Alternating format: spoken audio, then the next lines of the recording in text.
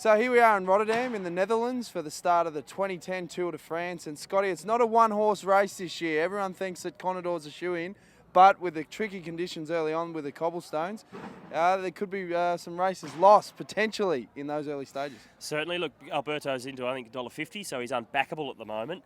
But yeah, I think stage 3 has a cobblestone, 8 or so cobblestone sections. They went over the cobbles back in 2004, and Lance was telling us today that they weren't that bad, really. They were fairly smooth. But the cobbles this year, very, very nasty. All of the teams have gone to check them out, and they've come back pretty much scared. So Contador and some of the other contenders may lose some time on that day. So Lance Armstrong, it's his last tour. He's openly said that. Second retirement from this race. What do you think his chances are coming into this year? Look, I rate him at the moment.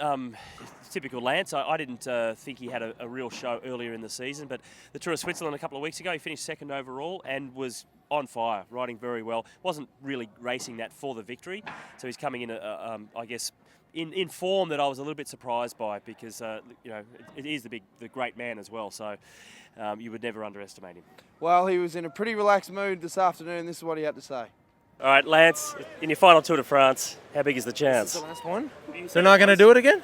You ain't going to come back? I'm getting a scoop, am I? No. Last one. We'll miss you, mate. We're going to get through this one first. I might be there in January, you never know. What about Geelong World Championships? No. No, oh, really? No. No. We had an offer. We had a financial offer to give to you, but no? No. No, I got a fifth kid coming around that time, so Yeah, good. it would be hard to call Anna and tell her I'm not going to be there. I'm going to be in Australia for the World Championships. Good luck, honey. Now, I suppose a lot of people back home in Australia are all interested in how the world champion, Cadel Evans, is going to go this year. Now, his team on paper is probably not the strongest going around in this year's race, but I think he's pretty optimistic about his chances.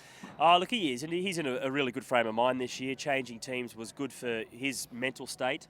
The team isn't that much stronger than his team of old in Lotto, I believe. But I think the positives that he's come out of changing teams and being revived and now being the world champion, I think far outweigh staying at Lotto anyway. And yeah, we had a good chat with Cadel as well. Okay, mate, last year wasn't a very nice time with Lotto and how the tour went for you. Tell us how it's all now. You've fantastic jersey you're wearing as the world champion. Good condition this year and good results. Not just physically, but how are you mentally going into this one? Yeah, it's we come in well, good prepared, and all the teams coming to their best at the right time. I think the results at Tour of Switzerland showed that. For me, it's Giro was pretty tough, but recovered from that. Working away again towards the Tour, we come back to a good level. Just jump out of the way. We'll get the world champion run over by a bus.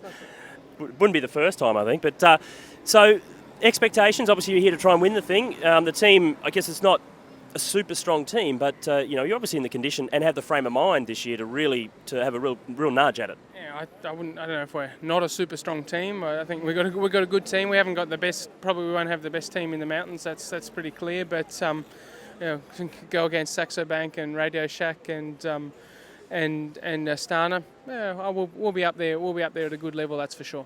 Well, it's super strong or strong. It's like supermodels and models. They're all gorgeous, though, aren't they? I look forward to having a good tour with BMC, and we'll see what we can do.